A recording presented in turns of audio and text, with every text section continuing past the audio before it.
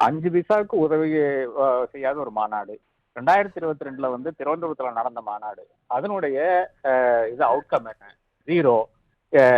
ஜவஹர்லால் வந்து 1956 நினைக்கிறேன் இது வந்து நிறுவன காலத்திலேயே வந்து அந்த காலத்துல இதுக்கு ஒரு ரெலவென்ஸ் இருந்தது. ஏனென்றால் அப்போ வந்து கம்யூனிகேஷன் ரொம்ப கடினமான ஒரு காலமா இருந்தது.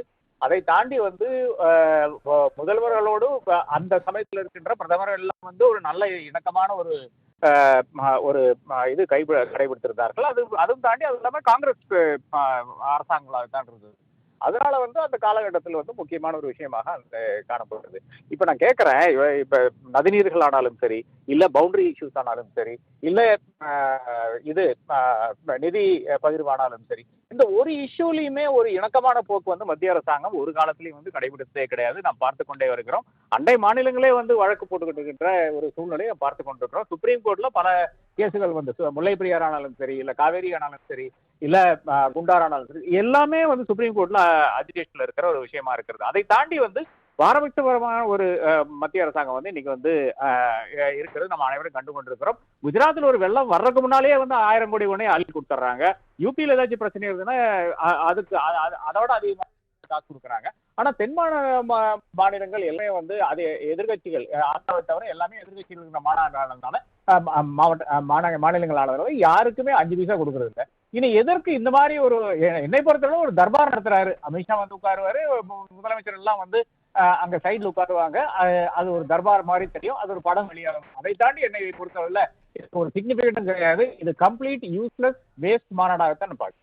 அப்ப இந்த மாநாட்டை நடத்துவதற்கான நோக்கம் என்னவா இருக்கும் நீங்க நினைக்கிறீங்க சார்?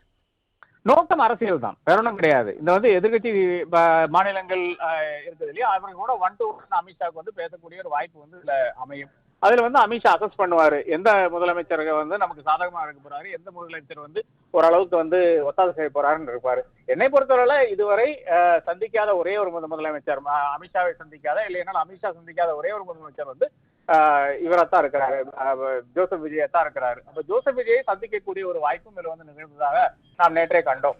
அதுதான் இதனுடைய நோக்கமாக இருக்குமே தவிர அவரை அசஸ் பண்ணக்கூடிய ஒரு மீட்டிங்காகத்தான் இதை காணுகிறதே தவிர வேற எப்படி பார்த்தாலும் இது ஒரு கம்ப்ளீட்லி வேஸ்ட்ஃபுல் எக்ஸ்பெண்டிச்சர்.